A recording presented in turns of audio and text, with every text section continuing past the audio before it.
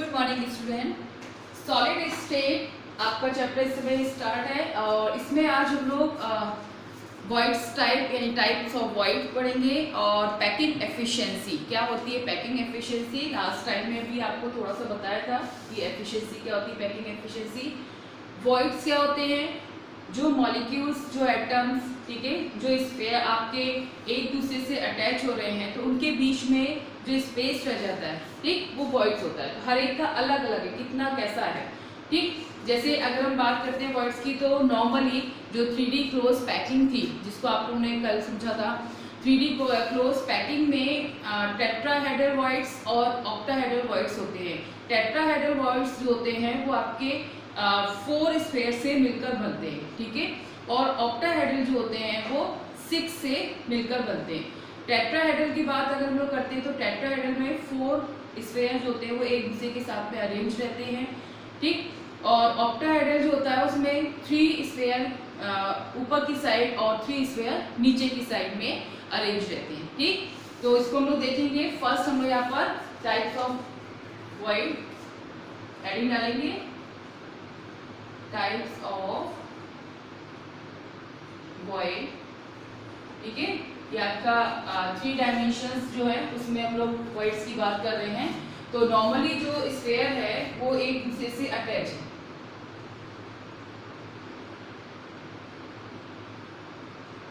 इसको देखिएगा यहाँ पर, देखिए इस तरह से स्फीयर जो है वो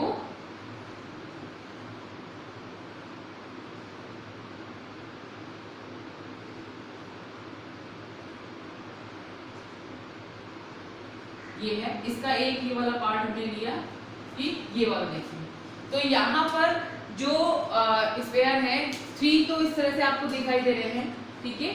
इनके ऊपर एक और ये, ठीक, यानी कि 3 स्फीयर है, उसके ऊपर एक और स्फीयर।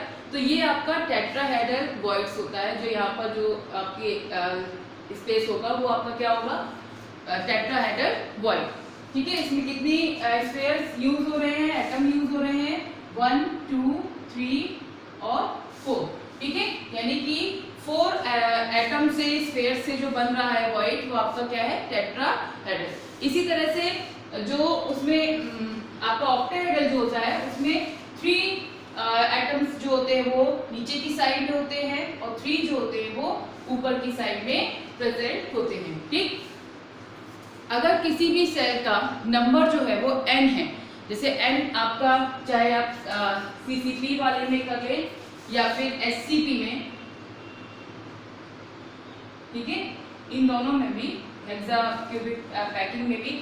तो यहाँ पर अगर आपका नंबर, यूनिट सेल नंबर जो है वो n है तो ऑक्टाहेड्रल वॉइड जो, ठीक है, ऑक्टाहेड्रल आपका सिंपल यूनिट नंबर जो है, यूनिट सेल नंबर n है, ओके। ऑक्टाहेड्रल वॉइड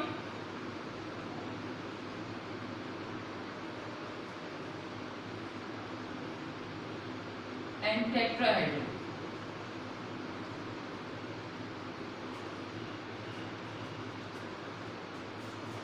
ये दोनों ही वॉइड जो होते हैं वो पूछे जाते हैं। अगर आपका n नंबर दिया हुआ है तो उस समय ऑक्टाहेड्रल वॉइड जो होगा वो यूनिट सेल के इक्वल होगा, यानी यहाँ पर n है तो ये भी आपका क्या होगा, n ही होगा, ठीक है। टेट्राहेड्रल जो होगा वो उसके जस्ट डबल यानी कि 2n होगा।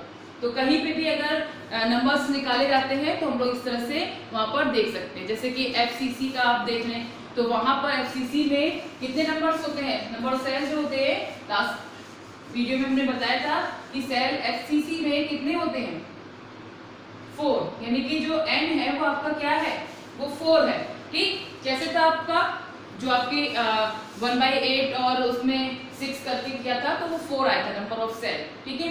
तो n जो है वो आपका कितना है, 4 है। तो यहाँ पर अगर हम टेट्राहेड्रल वॉइड की बात करते हैं तो उसमें वो कितना हो जाएगा, 8 हो जाएगा। Tetrahedral void equal to 2n, यानी कि 2 × 4 यानी 8, ओके। और ऑक्टाहेड्रल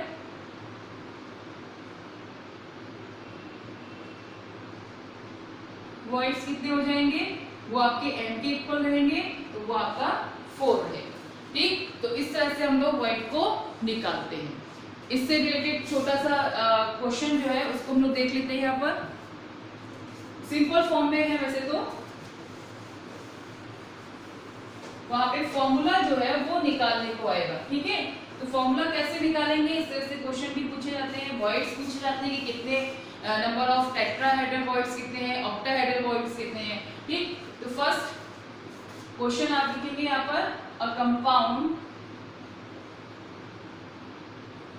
कंटेनिंग, फॉर्मूला यहाँ पे आपको निकालना है। ठीक है, containing atoms A and B crystallize in cubic structure. कोई भी एक क्यूबिक स्ट्रक्चर है उसका यहाँ पर जो है वो स्ट्रक्चर दिया जाता है। ठीक है, next, the atoms A are present at the corner of the cubic cell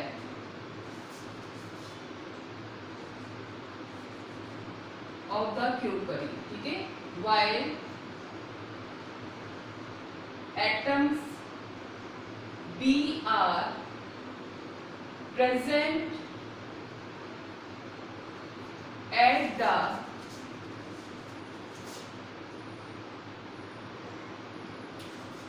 face। देखिए दोनों ही जो सेल है उसका अलग अलग कॉर्नर, एक का जो है वो कॉर्नर फॉर्म में है और दूसरा बी जो है वो फेस पर प्रेजेंट है। ठीक है, तो eight the face centre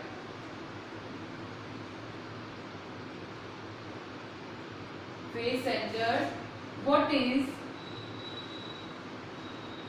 is the formula of the compound। ठीक है, यहाँ पर एक कंपाउंड है जिसमें जो A और B एक ऐसा क्रिस्टल फॉर्म है जिसमें A और B दिया हुआ है और A का अरेंजमेंट दिया है कॉर्नर फॉर्म में और B जो है वो आपका फेस फॉर्म में दिया हुआ है।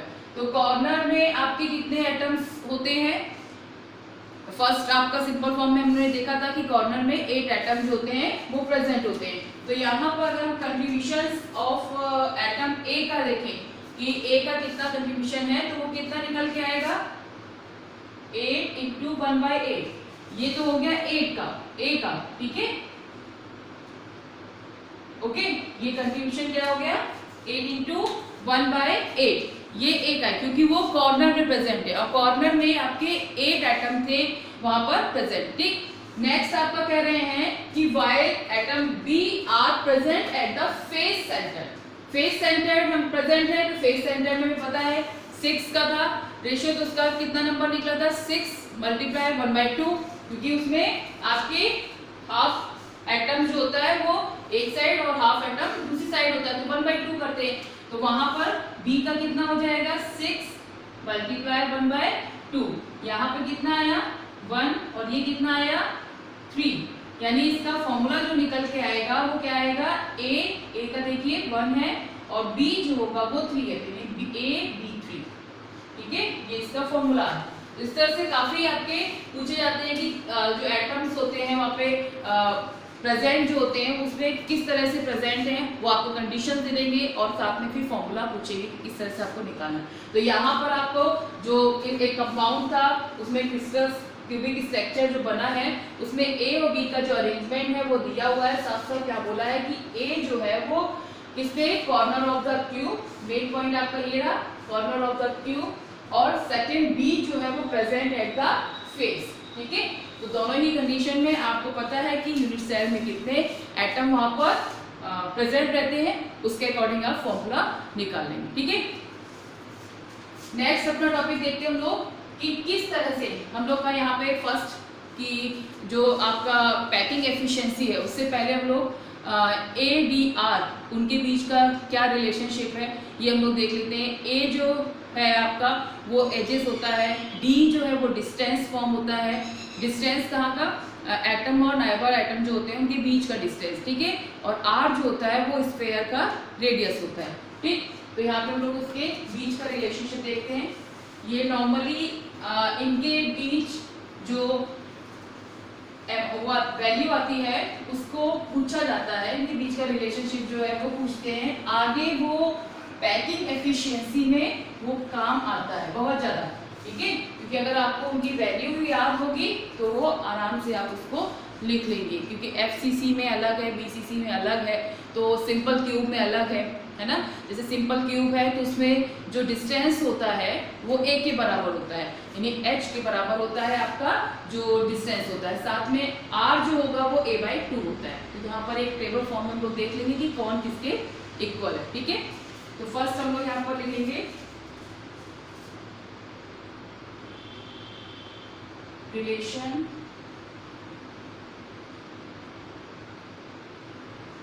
relationship between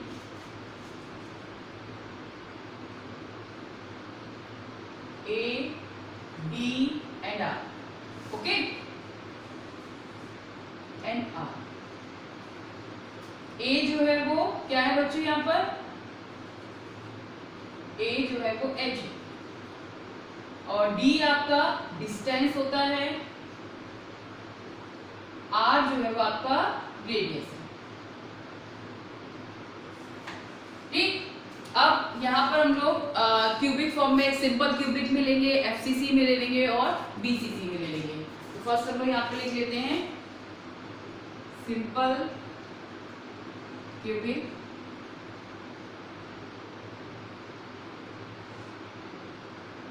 FCC, ठीक, और BCC, ठीक है।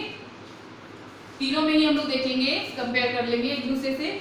यहाँ पर देखिए सिंपल क्यूबिक है, तो सिंपल क्यूबिक में जो B होगा यानी डिस्टेंस होगा वो A के बराबर हो, H के बराबर हो, ठीक है, यानी जो डिस्टेंस होगा वो आपका उसकी H जो भी क्यूब है क्रिस्टल है उसके H के बराबर होगा, और R जो होगा वो क्या होगा A/2, क्योंकि ये आपके टर्म्स जो है वो अभी जब पैकिंग एफिशिएंसी करेंगे उसमें वहां पर यूज होगा, ठीक है। हालांकि पैकिंग एफिशिएंसी का परसेंटेज जब हम निकालते हैं तो नॉर्मली वो निकालने के लिए तो नहीं आता है, लेकिन हाँ परसेंटेज जो है वो अगर हमें वैल्यू पता होती है तो हम उसको निकाल भी लेते हैं, ठीक है।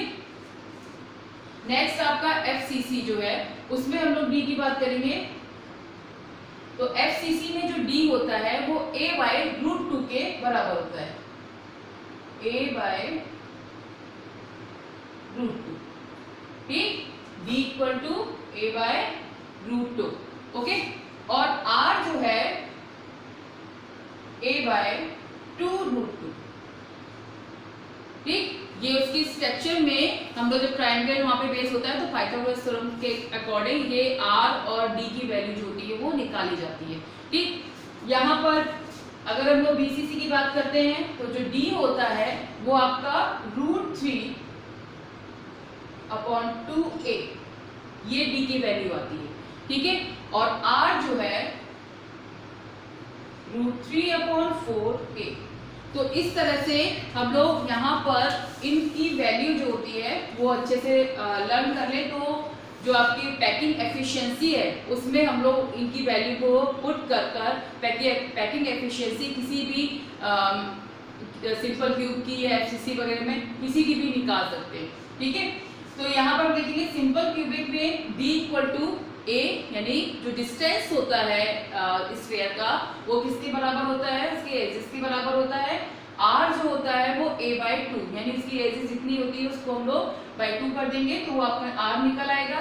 FCC में D जो होता है वो A/√2, R A/2√2 होता है, ठीक। BCC जो है उसमें D = √3/2A और R जो होता है वो √3/4 A के बराबर होता है, ठीक। अब हम लोग देखते हैं इसमें पैकिंग एफिशिएंसी में इसमें कहाँ पे इसका यूज करेंगे। पैकिंग एफिशिएंसी आपको बताया था, जैसे किसी भी तरह का कोई भी एक बॉक्स ले लिया और उसमें जब हमने कोई भी ऑब्जेक्ट रखा, सामान रखा, तो अगर उसकी नॉर्मली अगर हमने उसको बिल्कुल एक अरेंजमेंट के साथ में सही से अरेंज करके रखा है तो उसमें बहुत ज़्यादा सामान आ सकता है। अगर आपने उसको का अरेंजमेंट जो है वो दूसरी तरीके से दो से तीन चार तरीके के हो सकता है, जो कि आपको बताया था कि एक सिंपल फॉर्म में है, एक हेक्सागोनल फॉर्म में है, तो उसकी एफिशिएंसी जो है वो डिपेंड करती है कि वो ऑब्जेक्ट कैसे रखा है।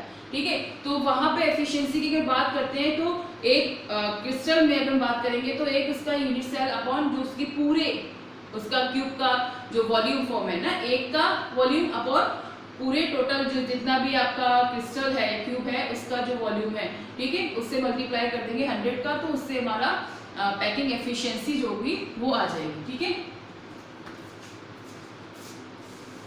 पैकिंग एफिशिएंसी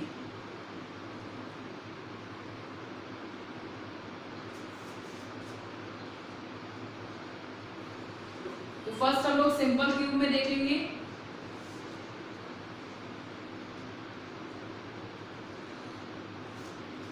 सिंपल क्यूब जो है, क्यूबिक फॉर्म जो है, ठीक है, इस सिंपल क्यूबिक में जो एफिशिएंसी होगी उसमें देखिए फर्स्ट एक स्फेयर जो होता है उसका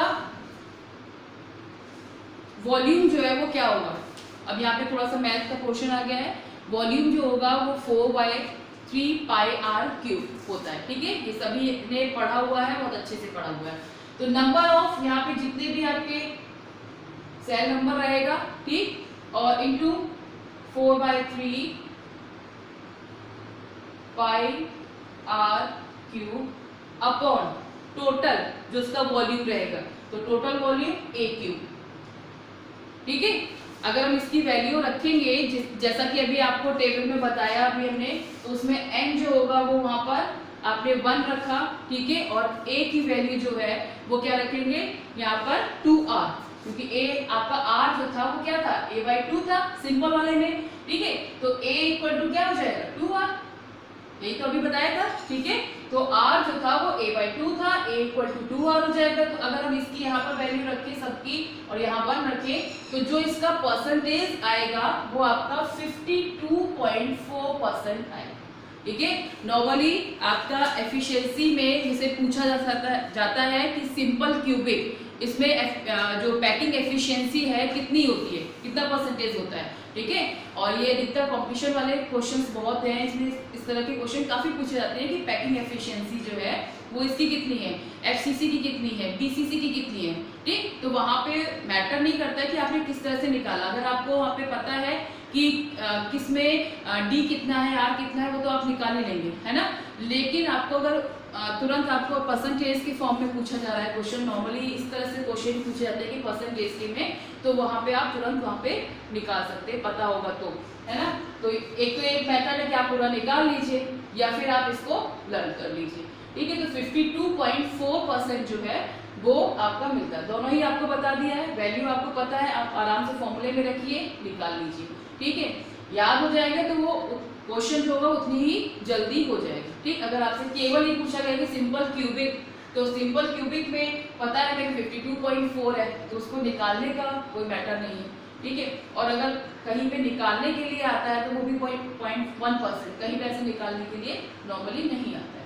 ठीक है, तो अगर हम बीसीसी की बात करें, नेक्स्ट हम लोग देखते हैं अपना, यहाँ पर भी जब हम इसकी वैल्यू रखेंगे, n की वैल्यू रख दिया, n की वैल्यू यहाँ पे 2 रहेगा। ठीक है, a जो होगा वो 4/√3r के फॉर्म में रहेगा, तो इसका जो परसेंटेज आएगा वो आएगा 68% के फॉर्म में ही हमें इसकी जो आपका पैकिंग एफिशिएंसी है वो मिलेगी। ठीक, नेक्स्ट हमारा एफसीसी।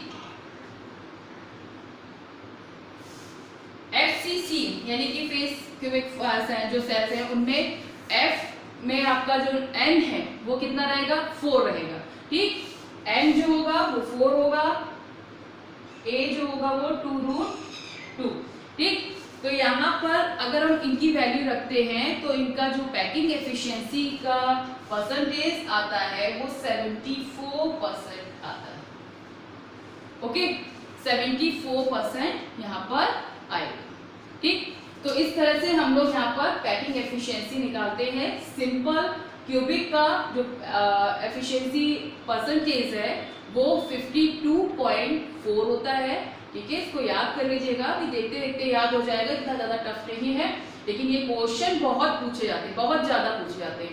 ये कंपटीशन लेवल के लिए भी बहुत इंपॉर्टेंट है और बोर्ड के लिए भी बहुत इंपॉर्टेंट है। ठीक है, दोनों ही पार्ट में। ठीक, बीसीसी जो है वो 68% होता है इसका, और एफसीसी में 74% आपका पैकिंग एफिशिएंसी होता है। ठीक है, नेक्स्ट हम लोग फिर रेडियस रेशियो की बात करेंगे। जो रेडियस रेशियो होता है वो नॉर्मली अगर हम लोग बात कर रहे हैं तो कैटाइन का रेशियो और एनाइन का जो रेशियो होता है, ठीक है, कैटाइन अपॉन एनाइन। ठीक, radius of cation and radius of anion, तो ये होता है। तो आपको हम लोग बोलते हैं कि वो रेडियस जो होता है उसका रेशियो निकालेंगे, इसको हम लोग नेक्स्ट पीरियड में लेंगे। और अभी आप लोग केवल इतना जो है पार्ट उसको अच्छे से पढ़ लीजिएगा। किसी भी तरह की कोई प्रॉब्लम हो तो उसको मैसेज के थ्रू पूछ लीजिएगा। Okay, thank you.